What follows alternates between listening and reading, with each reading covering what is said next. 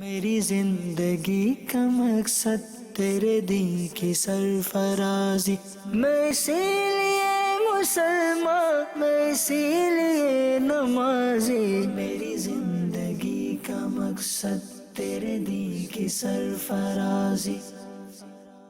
الحمد للہ رب العالمین والصلاة والسلام علی سید المرسلین، اما بعد فاعوذ باللہ من الشیطان الرجیم، بسم اللہ الرحمن الرحیم۔ الصلاة والسلام علیک یا رسول اللہ وعلی آلک واصحابک یا حبیب اللہ۔ الصلاة والسلام علیک یا نبی اللہ وعلی آلک واصحابک یا نور اللہ۔ پیارے اسلامی بھائیوں اور مدنی چینل کے ناظرین، پروگرام ہے اسلامی زندگی، اور آج ہم اس پروگرام میں تبرکات کی برکات کے متعلق سنیں گے۔ آخر تک اس پروگرام میں شریک رہیے۔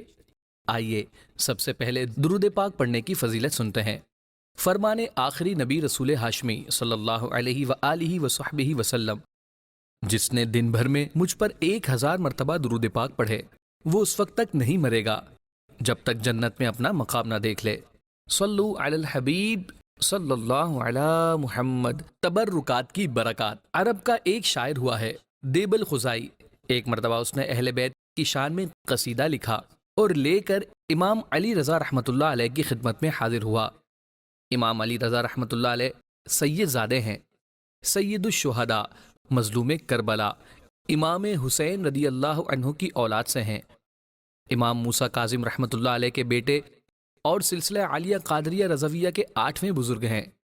آپ 153 ہجری کو مدینہ منورہ میں پیدا ہوئے اور 50 سال کی عمر گزار کر 203 ہجری میں دنیا سے رخصت ہوئے۔ بہت بڑے عالم، فاضل، متقی، پرہیزگار، عبادت گزار اور با کرامت ولی تھے۔ دیب الخزائی نے امام علی رضا رحمۃ اللہ علیہ کو قصیدہ سنایا۔ بڑا شاندار قصیدہ تھا۔ آپ رحمۃ اللہ علیہ سن کر بہت خوش ہوئے۔ اس وقت کا خلیفہ مامون الرشید بھی وہیں تھا۔ اس نے امام علی رحمۃ اللہ علیہ کو خوش دیکھ کر دیب الخزائی کو 50,000 دینار یعنی سونے کے سکے بطور انعام دیے۔ دیبل نے انعام قبول کیا اور امام علی رضا رحمۃ اللہ علیہ سے عرض کی، علی جا، خواہش ہے کہ اپنا استعمال شدہ کوئی کپڑا عطا فرمائے تاکہ میں اسے کفن بناؤں۔ امام علی رضا رحمۃ اللہ علیہ نے اس کی خواہش پوری کی اور ایک کرتا اور ایک تولیہ اسے عطا کیا اور فرمایا، انہیں سنبھال کر رکھنا، یہ تیری حفاظت کریں گے۔ دیبل کہتا ہے، مجھے عراق جانے کا اتفاق ہوا۔ میں نے امام علی رضا رحمۃ اللہ علیہ کا مبارک کرتا اور تولیہ بھی ساتھ رکھ لیا اور قافلے کے ساتھ روانہ ہوا۔ راستے میں اچانک ہم پر ڈاکوؤں نے حملہ کر دیا اور قافلے کا تمام سامان لوٹ کر لے گئے۔ میرا بھی تمام سامان لٹ گیا تھا۔ اب میں راستے کے کنارے پریشان حال بیٹھا تھا۔ مجھے بار بار امام علی رضا رحمۃ اللہ علیہ کی نصیحت یاد آ رہی تھی کہ اس کرتے اور تولیے کو سنبھال کر رکھنا، یہ تیری حفاظت کریں گے۔ افسوس میں انہیں سنبھال نہ سکا۔ اسی دکھ میں بیٹھا سوچ ہی رہا تھا کہ ڈاکوؤں کا سردار گھوڑے پر سوار واپس آیا۔ پیچھے پیچھے باقی ڈاکو بھی آ گئے۔ حیرانی کی بات یہ تھی کہ میرا لکھا ہوا قصیدہ جو میں نے امام علی رضا رحمۃ اللہ علیہ کو سنایا تھا، ڈاکوؤں کا سردار وہی قصیدہ پڑھ رہا تھا۔ مجھے حیرت ہوئی کہ ڈاکو اور اہل بیت سے ایسی محبت۔ میں نے موقع دے کر اپنا تعارف کروایا۔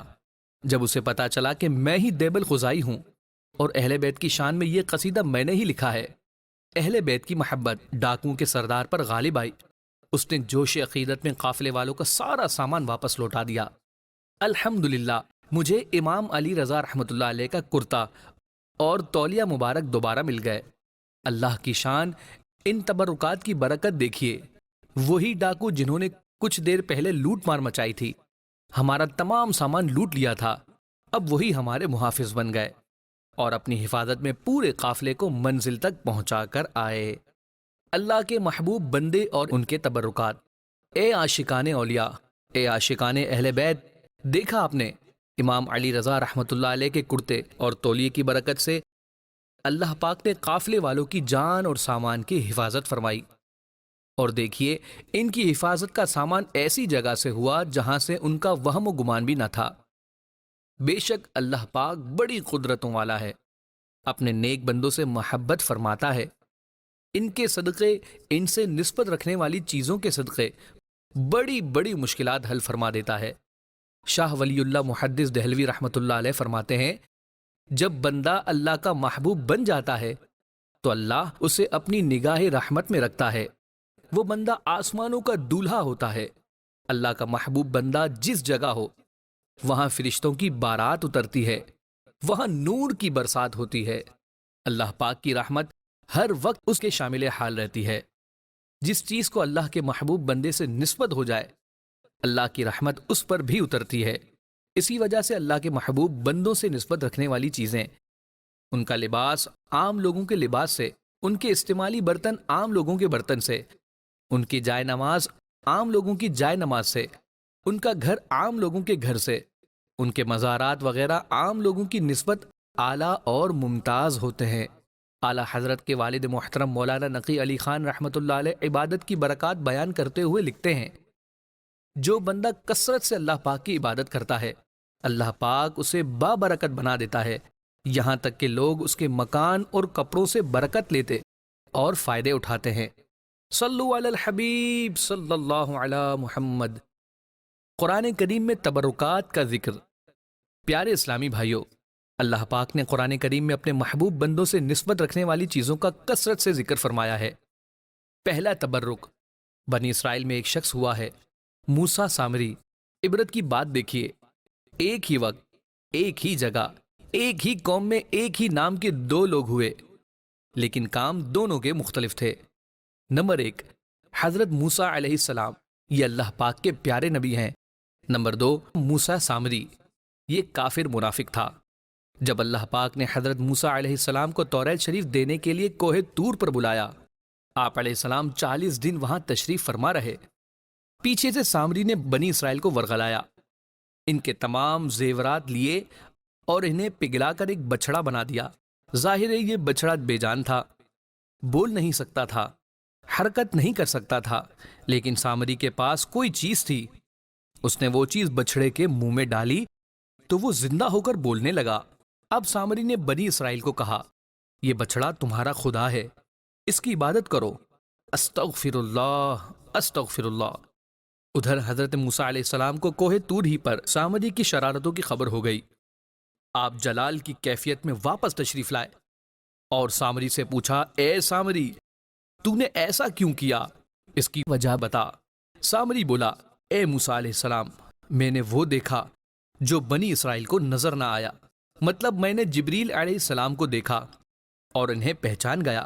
وہ گھوڑے پر سوار تھے، میں نے ان کے گھوڑے کے قدموں کے نشان سے مٹی کی ایک مٹھی بھر لی، پھر اسے بچڑے میں ڈال دیا، اسی سبب سے یہ بچڑا زندہ ہو کر بولنے لگا۔ سبحان اللہ، کمال دیکھیے، حضرت جبریل علیہ السلام اللہ کے پیارے ہیں، وہ بے شک بابرکت ہیں، لیکن واسطوں کی گنتی کیجئے۔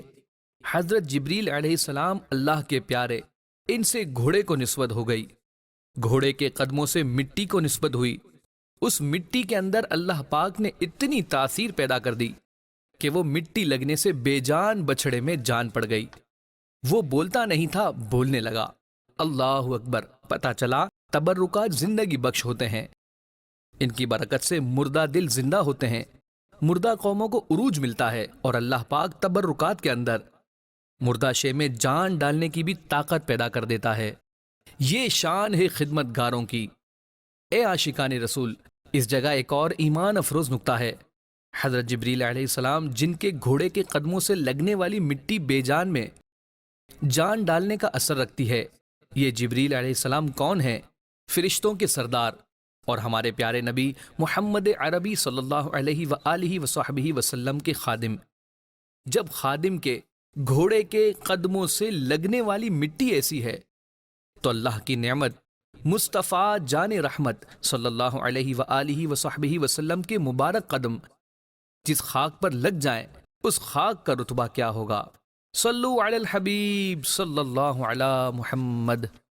دوسرا تبرک، تابوت سکینہ کا واقعہ مشہور ہے۔ اللہ پاک نے قرآن مجید میں دوسرے پارے کے آخر میں اسے بیان کیا۔ ہوا یہ کہ حضرت طالوت رضی اللہ عنہ کو بنی اسرائیل کا بادشاہ مقرر کیا گیا۔ بنی اسرائیل نے اس فیصلے کی مخالفت کی کہ طالوت تو غریب ہیں، یہ بادشاہ کیسے بن سکتے ہیں؟ اس پر اس وقت کے نبی حضرت شمویل علیہ السلام نے اللہ کے حکم سے فرمایا، اس کی بادشاہی کی نشانی یہ ہے کہ تمہارے پاس تابوت آئے جس میں تمہارے رب کی طرف سے دلوں کا چین ہے۔ یہاں تابوت کے اندر موجود چیزوں کو اللہ پاک نے سکینہ یعنی دلوں کا چین فرمایا۔ اس صندوق میں کیا تھا، یہ بھی قرآن کریم ہی کی تفسیر صراط الجنان میں ہے۔ اس تابوت میں توریت شریف کی تختیوں کے ٹکڑے، حضرت موسیٰ علیہ السلام کے کپڑے، آپ کے نالین شریف یعنی مبارک جوتے، حضرت ہارون علیہ السلام کا امامہ اور ان کی لاٹھی مبارک تھی۔ بنی اسرائیل کو کوئی مشکل پیش آتی تو وہ اس تابوت کو سامنے رکھ کر دعا کرتے، ان کی دعا قبول ہوتی۔ اس تابوت کی برکت سے انہیں جنگوں میں فتح ملتی تھی۔ پتہ چلا اللہ کے محبوب بندوں سے نسبت رکھنے والی چیزوں میں دل کا سکون ہے۔ ان کی برکت سے مصیبت ٹلتی ہے، دعا قبول ہوتی ہے اور اللہ پاک کی رحمت چھما چھم برستی ہے۔ تبرکات سے برکت حاصل کرنے کا حکم۔ خادم مصطفیٰ حضرت انس بن مالک رضی اللہ عنہ سے روایت ہے، ایک دن اللہ کے آخری نبی رسول ہاشمی صلی اللہ علیہ وآلہ وصحبہ وسلم خیبر سے واپس آ رہے تھے۔ صحابہ کرام علیہم الرضوان بھی ساتھ تھے۔ مدینہ منورہ کے قریب پہنچے، احد پہاڑ کی چوٹی نظر آنے لگی۔ زندہ نبی مکی مدنی صلی اللہ علیہ وآلہ وصحبہ وسلم نے احد پر نگاہ لطف ڈالی اور فرمایا، یہ پہاڑ ہم سے محبت کرتا ہے، ہم اس سے محبت کرتے ہیں۔ اللہ اکبر، قربان جائی احد کی قسمت پر، ہمیں برسوں ہوئے غلامی رسول کے نعرے لگاتے ہوئے۔ قسمت والا تو وہ ہے جسے آقا صلی اللہ علیہ وآلہ وصحبہ وسلم نے قبول کیا، جو حضور صلی اللہ علیہ وآلہ وصحبہ وسلم سے محبت کرے۔ حضور صلی اللہ علیہ وآلہ وصحبہ وسلم جسے اپنا محبوب بتائیں، یقیناً اس کی شان، اس کا مقام و مرتبہ بہت بلند ہے۔ لیکن اس جگہ جو اہم نکتہ ہے جسے سمجھنے اور دل میں اتارنے کی ضرورت ہے، وہ یہ کہ ہمارے آقا و مولا رسول خدا صلی اللہ علیہ وآلہ وصحبہ وسلم کے اس عاشق پہاڑ سے امت نے کیسا رویہ رکھنا ہے۔ رسول بے مثال بی بی آمنہ کے لال صلی اللہ علیہ وآلہ وصحبہ وسلم نے احد پہاڑ سے اظہار محبت کیا۔ اس کے بعد فرمایا، جب تم احد پہاڑ کے پاس آؤ، اس پر اگنے والے درخت کے پتے بطور تبرک کھایا کرو۔ اللہ اکبر، اللہ اکبر۔ غور کیجئے، بظاہر بے جان نظر آنے والا پہاڑ اللہ کے آخری نبی مکی مدنی صلی اللہ علیہ وآلہ وصحبہ وسلم سے محبت کرے تو بابرکت ہو جاتا ہے۔ پھر بتائیے، کیا غوث پاک رحمت اللہ علیہ حضور صلی اللہ علیہ وآلہ وصحبہ وسلم سے محبت نہیں کرتے تھے؟ کیا داتا علی حجویری رحمت اللہ علیہ کو حضور صلی اللہ علیہ وآلہ وصحبہ وسلم سے محبت نہیں تھی؟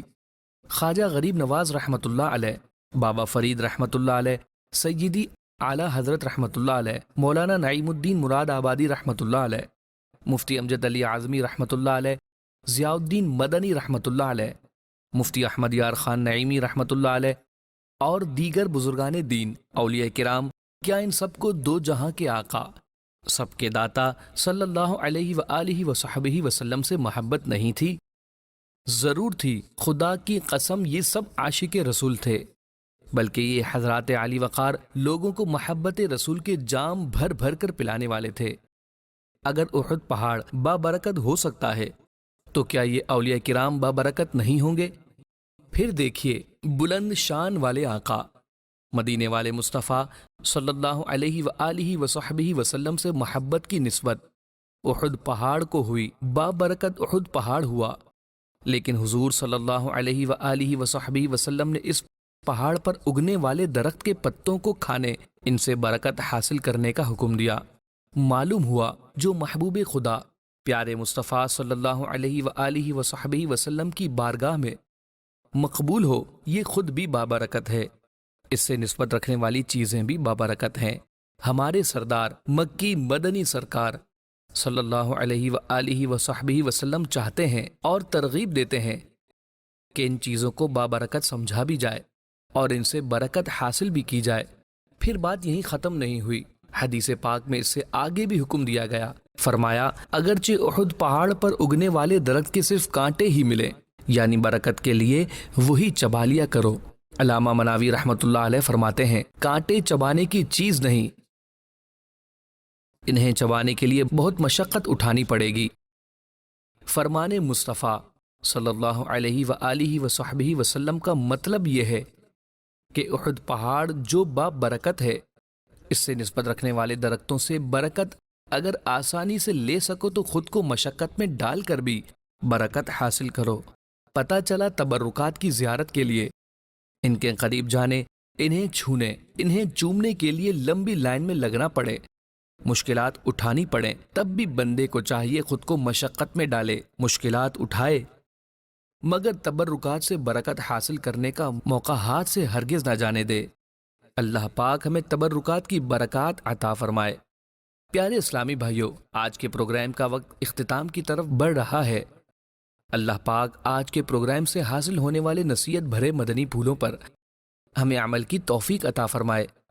آئندہ سلسلے میں انشاءاللہ الکریم کسی اور موضوع کے ساتھ دوبارہ حاضر ہوں گے۔ تب تک کے لیے اجازت دیجیے، مدنی چینل دیکھتے رہیے۔ صلو علی الحبیب صلی اللہ علی محمد۔ میری زندگی کا مقصد تیرے دین کی سرفرازی، میں اسی لیے مسلمان، میں اسی لیے نمازی، میری زندگی کا مقصد تیرے دین کی سرفرازی۔